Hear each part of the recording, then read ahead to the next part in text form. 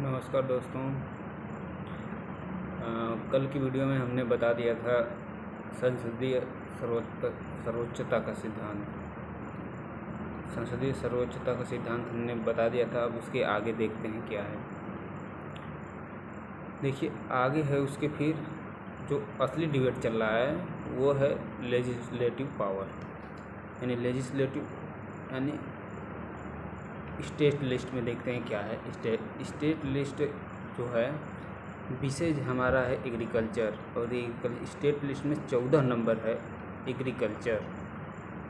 और उस एग्रीकल्चर में जैसे विषय होता है, जैसे हिंदी का विषय है, अब उसके अंदर एक एक करके दिया रहता है। 1 नंबर पे ये है, 2 नंबर पे ये है, 3 नंबर पे ये है। उसी तरीके से 26 नंबर पे यानी एंटी नंबर 26 नंबर पे ट्रेड एंड कॉमर्स है। देखिए एग्रीकल्चर विषय है तो सुप्रीम कोर्ट ने साफ साफ कहा है कि अगर एग्रीकल्चर कोई विषय किसी विषय से संबंधित कोई चीज़ किसी के पास है तो उससे जुड़ी सभी चीज़ें उसी के पास रहेगी। यानी राज्य एग्रीकल्चर राज्य के लिस्ट में है तो एग्रीकल्चर से जुड़ी सारी चीज़ें जो होगी वो राज्य के अधीन होगी। तो उसका एंटी नंबर 26 कहता है ट्रेड एंड कॉमर्स। कॉमर्स क्या होता है? वो सारी गतिविधियाँ, और ट्रेड जो होता है उसका एक हिस्सा होता है, खरीदने और बेचने का एक हिस्सा है, यानी व्यापार है। With in the state, with in the state का मतलब क्या होता है? यानी राज्य के भीतर। यानी ये सीधी सीधी शक्ति दे रही है राज्य की विधायिका को कि राज्य की विधायिका इस पर कानून बनाए और राज्य में चलाए। और इससे एंटी नंबर 27 देखते हैं क्या कर रहा है। यानी 26 हो गया, 27 देखते हैं क्या है। 27 कहता है कि जो प्रोड्यूसर्स हैं, जो सप्लायर हैं, डिस्ट्रीब्यूशन है, गुड्स हैं, सर्विसेज हैं, ये सब सारी चीज़ें किसके पास हैं? राज्य के पास है। तो अब इसे खरीदने और बेचने की जो शक्ति है वो भी किसके पास हो गई? राज्य के पास हो गई। यानी अब सीधे सीधे हो गया कि इस विषय पर कृषि कानून पे जो नियम बनाना था वो राज्य का विषय था, केंद्र का विषय नहीं था। आखिर केंद्र बना ही कैसे दिया? इस चीज़ पे बहुत ज़्यादा डिबेट चल रहा है। तो ये कुछ ठीक अच्छा डिफेंस नहीं है। देखते हैं क्यों अच्छा नहीं है, आगे समझ में आ जाएगा। देखिए 1954 में जब प्राइम मिनिस्टर थे जवाहरलाल नेहरू, तो पंडित जवाहरलाल नेहरू ने एक 9 शेड्यूल लाया था ज़मीन छीनने के लिए, जो कि न्यायिक समीक्षा से बचे, जुडिशियल रिव्यू से बचा जाए, सुप्रीम कोर्ट के चीज़ों से बचा जाए। उन्होंने 9 शेड्यूल लाया था और उस समय राज्य इनके साथ नहीं दे रही थी, इसलिए उन्होंने ज़मीन जब छीनने का कार्य कर रहे थे वो, तो उन्होंने ये प्रावधान पहले से था, बस लैंग्वेज वो उन्होंने चेंज करा दिया। अगर उस चीज़ को देखना हो तो आप देखिए कॉन्करेंट लिस्ट मतलब समवर्ती सूची का एंटी नंबर 33 यानी 33 नंबर देखिए, उसमें साफ साफ लिखा हुआ है, यानी प्रोड्यूस हो, सेल्स हो, या फिर डिस्ट्रीब्यूशन हो, या फिर ट्रेड हो, या फिर कॉमर्स हो, ये सब जितनी चीज़ें हैं ये समवर्ती सूची में हैं। और उसमें ये साफ साफ जब आप 26 और 7 पढ़ेंगे तो उसमें साफ साफ पहले ही लिखा हुआ है, यानी इसके 23 के अधीन रहते हुए एंटी नंबर 26 और 27 हैं। स्टेट लिस्ट में सीधे सीधे लिखा हुआ है, यानी ये सीधे सीधे कर रहा है कि ये राज्य को भी शक्ति देती है और केंद्र को भी शक्ति देती है। राज्य भी कानून बना सकता है और केंद्र भी कानून बना सकता है। अब बात ये आ गई कि अगर राज्य भी कानून बना दिया और केंद्र भी कानून बना दिया तो दोनों लोगों में से प्राथमिकता किसको दी जाए। तो इसमें साफ साफ लिखा हुआ है कि एनटी नंबर 33 को ध्यान में रखते हुए और 26 और 27 जो राज्य की लिस्ट है इसको, तो इसमें सबसे जब पहले प्राथमिकता जो दी जाएगी वो केंद्र के कानून को दी जाएगी और राज्य के कानून को नहीं दी जाएगी। यानी अगर कोई कानून बनाया भी है तो वो क्या हो जाएगा, राज्य अगर कोई कानून बनाया है तो वो ख़त्म हो जाएगा और केंद्र का जो कानून है वो लागू हो जाएगा। इसमें साफ साफ लिखा हुआ है। तो अब इस विषय को अगर ले जा रहे हैं सुप्रीम कोर्ट में, सुप्रीम कोर्ट इस पर बिल्कुल विचार नहीं करेगी, सीधे सीधे वापस कर देगी। देखिए, सुप्रीम कोर्ट ये मान करके चलती है कि संसद के पास इतनी बुद्धि है, इतनी समझ है कि किस विषय पर उसको कानून बनाना है और किस विषय पर उसको कानून नहीं बनाना है, ये अजम्पशन मान करके चलती है। और यदि किसी को लगता है कि ये उसका विषय नहीं है तो उसको वो विपक्ष जा कर के वहाँ पे इसको प्रूफ कर दे कि केंद्र को ये शक्ति नहीं थी, उसने बना दिया, तो सुप्रीम कोर्ट मान लेगी और उसको खारिज कर देगी। लेकिन पहले उसको प्रूफ करना पड़ेगा वहाँ पे।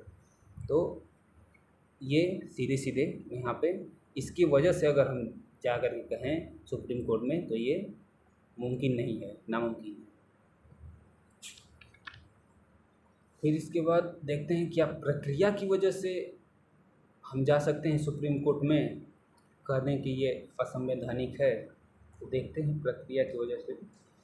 देखिए, जब भी कोई बड़ा चीज़ होता है, उठा-पटक होता है।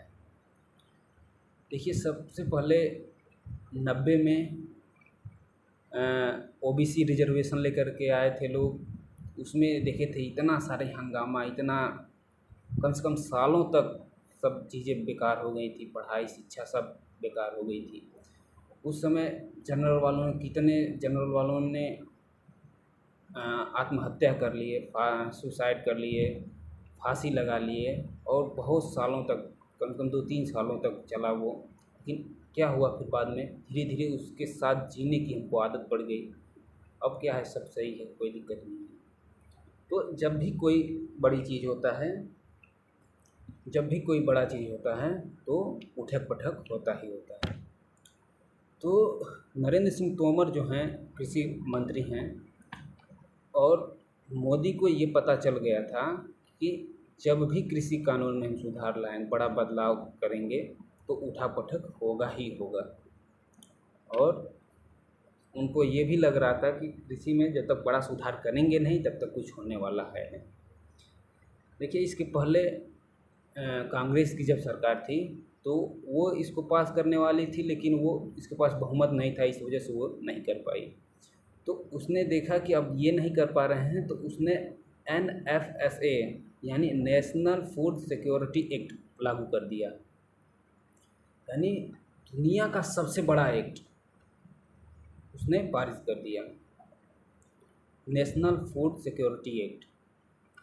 और सारी सरकारें ऐसी करती हैं। जब जैसे सरकार शुरू में बनी तो शुरू में बनते ही थैंक यू और रेवड़ियाँ बांटना चालू कर देती हैं। और जैसे ही 6 महीने साल भर बीता फिर उसके बाद रौद्र रूप धारण करती हैं। और जब दूसरी बार यदि वो चुन करके आ रही हैं तो और ज़्यादा रौद्र रूप में रहती हैं। और फिर सीधे 370 हटा दीजिए, राम मंदिर का है राम मंदिर कर दीजिए, फिर उसके बाद CAA है उसको कर दीजिए, जनसंख्या नियंत्रण है उसको कर दीजिए। तो फिर अगर बीच में अगर कहीं चुनाव किसी राज्य में पड़ गया तो थोड़ा सा रुक जाएंगे, 2 महीने शांत हो जाएंगे। फिर जैसे ही वो चुनाव हो जाए फिर रौद्र रूप धारण करती हैं। और जैसे ही जब 6 महीना चुनाव इनका होने वाला रहता है फिर उसके बाद शांत हो जाती हैं। फिर उसके बाद फिर अच्छे अच्छे फुब्बारे, अच्छे अच्छे स्कीम, अच्छे अच्छे योजनाएं देना चालू कर देती हैं और अच्छी अच्छी बातें करना चालू कर देती हैं। ये यही सरकार नहीं, हर सरकार करती हैं। तो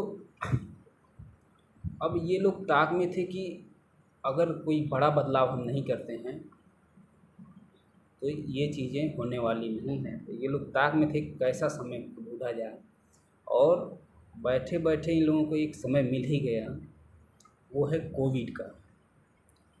अब कोविड में इन लोगों को मालूम चला कि सारी चीज़ें, सारी गतिविधियाँ इस समय बंद हैं और कोई काम हो रहा है, ये कोई जनता बाहर निकल नहीं रहा है, डर के मारे मौतें ज़्यादा हो रही हैं। ये सब चीज़ों को देखते हुए इन लोगों ने क्या किया, ये लोग चाहते भी थे कि इस आपदा को अवसर में बदला जाए। तो इन्होंने राष्ट्रपति से एक ऑर्डिनेंस निकलवाया, यानी राष्ट्रपति के पास एक शक्ति होता है कि जब कोई सदन न चल रही हो, कोई सदन की कार्रवाई न हो रही हो, तो राष्ट्रपति उस इमरजेंसी में एक आदेश देता है, ऑर्डिनेंस देता है, अध्यादेश देता है कि जो प्रधानमंत्री हैं, जो प्राइम मिनिस्टर हैं, वो एक इस पे कानून बनाए और उसको लागू करवाए। तो उन्होंने एक ऑर्डिनेंस निकलवाया। क्या इमरजेंसी थी हमको पता नहीं, क्या इमरजेंसी थी, इतने कि इन्होंने अध्यादेश निकलवाया 123। यानी 123 जो है वो ये शक्ति देती है कि राष्ट्रपति जो है वह प्रधानमंत्री से कहकर कोई कानून बनवाए। तो उन्होंने ऑर्डिनेंस निकाला, यानी ऑर्डिनेंस निकाला 20 सितंबर 2020। तो जब भी ऑर्डिनेंस निकलता है तो ये होता है कि 6 सप्ताह के अंदर उसको लोकसभा राज्यसभा से पारित हो जाना चाहिए। तो उस समय जो चला था मानसून, जब भी संसद का सदन चलता है वो मानसून में चलता है। तो उस समय मानसून आया था सितंबर में मानसून आया था। तो सितंबर यानी 14 सितंबर से 1 अक्टूबर तक शायद था। तो 1 अक्टूबर, हाँ 1 अक्टूबर तक था। फिर उसके बाद ये 6 सप्ताह के अंदर पारित कराना था। तो 6 सप्ताह के अंदर तो लोकसभा से तो पारित हो गया। उसमें जब पीएम चाह दिया कि उसको पारित कराना है तो फिर कौन रोकता है। वहाँ के अध्यक्ष जो हैं वो भी तो उसी पार्टी से हैं, लोकसभा के अध्यक्ष भी पारित करवा दिए। बस बचा राज्यसभा में। अब उसको ला करके राज्यसभा में रखा गया, और राज्यसभा में जो सीटें थी वो टोटल 242 की है। अब 242 सीटों में से इसको पारित होने के लिए, पूर्ण बहुमत से पारित होने के लिए 122 सीटें की आवश्यकता थी। अब सरकार के पास तो इतनी बहुमत थी नहीं, तो उसमें कैसे पास कराया। तो उसमें ये लोग समझौता कर लेते हैं और पार्टियों से कि कर लेते हैं भाई मेरा समर्थन कर दो। तो किसी ने समर्थन कर दिया, और कुछ लोगों से कह देते हैं भाई अगर यदि आप मेरा समर्थन नहीं कर रहे हैं तो विरोध भी ना करो। हालांकि हो जाता है, समझौता में हो जाता है कि कुछ लोग सपोर्ट कर देते हैं, कुछ लोग विरोध भी नहीं करते। तो कुछ लोगों ने विरोध की, जैसे में बीरू दल था, तो बीरू दल ने सरकार को आश्वासन दिया था कि नहीं हम आपको मदद करेंगे, यानी हम आपको वो सहमति देंगे। टीआरएस पीछे हट गया, वाईएस था वो भी पीछे हट गया, शिवसेना थी, तो शिवसेना लोकसभा में तो सहमत में थी और राज्यसभा में उसका विरोध करे, ये ठीक नहीं है। इस वजह से वो सदन छोड़कर बाहर आ गई। शरद पवार की पार्टी है, तो शरद पवार की पार्टी ये चीज़ जो इस एक्ट में है वो चीज़ें पहले से महाराष्ट्र में चल रही हैं। तो महाराष्ट्र के लोग किस मुंह से विरोध करें, और इसी कांग्रेस पार्टी ने, इन्होंने ही लागू करवाया है वहाँ पे। समझेंगे महाराष्ट्र में क्या है बाद में थोड़ा सा। तो उन्होंने ही लागू करवाया है। तो ये चीज़ देख करके शरद पवार को लगा ये ठीक नहीं है, इस वजह से ये बाहर सदन छोड़ करके ये भी बाहर आ गए। तो ये चीज़ें होती हैं उसमें। फिर इसके बाद जब ये चीज़ें हो गया, फिर उसके बाद सबसे पहले ये हुआ कि अच्छा ठीक है आप लोग अभी पारित ना करिए, इस बिल को पारित न करिए, इसको सेलेक्ट कमेटी के पास भेज दीजिए। देखिए हमारे पार्लियामेंट में सबसे पहले जब कोई एक्ट बनता है तो उसको पहले सेलेक्ट कमेटी को दिया जाता है। सेलेक्ट कमेटी मतलब उन्हीं लोगों के बीच में से कुछ लोगों को चुन लिया जाता है कि ये लोग क्या उसमें देखें क्या गलत है क्या सही है, उस चीज़ को देख कर समझेंगे, फिर उसके बाद वो जो कहेंगे वो होगा। तो सरकार ने और वो बनाने का सेलेक्ट कमेटी को देने का प्रक्रिया ये होती है, जैसे आम सहमति बना लिया जाता है, उसमें से कुछ लोगों ज़्यादा लोगों से पूछ लिया जाता है, जो लोग ज़्यादा सहमति में रहते हैं नहीं देना चाहिए तो दे देते हैं। तो सरकार ने ये चीज़ सेलेक्ट कमेटी को नहीं सौंपी। इसका तर्क सरकार ने ये दिया है कि हमने सेलेक्ट कमेटी को इसलिए नहीं दिया क्योंकि उसकी डेडलाइन निकल गई थी, यानी उसका समय ख़त्म हो गया था, डेडलाइन ख़त्म हो गई थी। तो ये कह करके उसने सेलेक्ट कमेटी को नहीं दिया। अब दूसरा चीज़ वोटिंग का आता है। तो वोटिंग दो प्रकार से होती है, एक होता है वॉइस वोटिंग, एक होता है वोट दिया जाता है। यानी वोटिंग का प्रक्रिया ये होती है कि हर मेंबर को अपने अपने सीट पर बैठना ज़रूरी होता है और उसके अंगुली के वोट से पता चलता है कि कौन व्यक्ति किसको वोट दिया है। तो कोविड की वजह से अभी भी आप नेट पर सर्च करिएगा कि विपक्ष के लोग बहुत कम आए हुए थे और जो एनडीए के लोग थे ये वहाँ पे ज़्यादातर मौजूद थे। अटेंडेंस आप देखेंगे तो समझ में आ जाएगा, वो नेट पर पड़ा हुआ है। तो ये लोग जो थे कोविड की वजह से 2 गज की दूरी नहीं हो पा रही थी, तो इस वजह से ज़्यादा लोग थे भी नहीं विपक्ष में। और वोटिंग का ये सिस्टम होता है कि उस अलॉटेड सीट पे उस पार्लियामेंट में उस व्यक्ति को बैठना ज़रूरी है, क्योंकि कोविड की वजह से कोई आया नहीं था, बहुत कम ही लोग आए थे। इस वजह से वहाँ के जो अध्यक्ष थे उन्होंने वॉइस वोटिंग करवा दिए। यानी वॉइस वोटिंग का मतलब सीधे हाथ खड़ा करा दिया कि कौन लोग भाई पक्ष में हो, कौन लोग कितने लोग विपक्ष में हो। तो जाहिर सी बात विपक्ष वाले कम ही थे तो कम ही लोग हाथ उठाएंगे, और पक्ष वाले ज़्यादा थे, एक्ट की तरफ से लोग ज़्यादा थे तो ज़्यादा लोगों ने हाथ उठाया, खड़ा किया। तो एक अध्यक्ष जी ने एक सहमति बना ली कि ठीक है कि इस पक्ष में लोग ज़्यादा हैं, ज़्यादा लोगों ने हाथ खड़ा किया है, इसलिए यह मेजॉरिटी के साथ इस बिल को पारित कर दिया। और उन्होंने यह कह करके कि ये बिल जो है मेजॉरिटी के साथ पारित हो गई है, ये कर करके उन्होंने पारित कर दिया। अब बात ये उठती थी, अब हमको भी पता नहीं है कि उसमें मेजॉरिटी थी कि नहीं थी, लेकिन अध्यक्ष ने यही बोला था, वहाँ के जो स्पीकर थे वेंकैया नायडू, उन्होंने यही कहा कि ये जो एक्ट है वो बहुमत के साथ पारित हो चुकी है। तो उसमें अब कुछ लोग कर रहे हैं कि अब हम इसको ले करके कोर्ट में जाएंगे, यानी सुप्रीम कोर्ट में जाएंगे। तो क्या इसको लेकर के सुप्रीम कोर्ट में जा सकते हैं? तो अब क्या है, एक्ट क्या कहता है, अब उसको हम देखते हैं। तो भाई लेकर जाना चाहें तो ले जाइए, क्या दिक्कत है। लेकिन एक्ट क्या कहता है, आप तो कोई भी बहाना बना करके ले जा सकते हैं, लेकिन एक्ट क्या कहता है वो चीज़ देखते हैं। आर्टिकल नंबर 122 यानी आर्टिकल 122 ये कहता है कि संसद के सदन के अंदर क्या कार्रवाई हुई उससे संबंधित कोई विषय सुप्रीम कोर्ट या हाई कोर्ट में जुडिशियल रिव्यू नहीं होगा, न्यायिक समीक्षा नहीं होगी, और उससे जुड़ी विषय सुप्रीम कोर्ट या हाई कोर्ट में नहीं आएगा। यानी सीधे सीधे हो गया, संसद के अंदर क्या प्रश्न हुआ, कैसे क्या हुआ, क्या प्रक्रिया थी, उसमें सुप्रीम कोर्ट को नहीं कुछ लेना देना है, और उससे जुड़ी विषय कोई भी प्रश्न आप सुप्रीम कोर्ट में नहीं कर सकते, अपील ही नहीं कर सकते सुप्रीम कोर्ट और हाई कोर्ट में। ये सीधे सीधे आर्टिकल कहता है 123।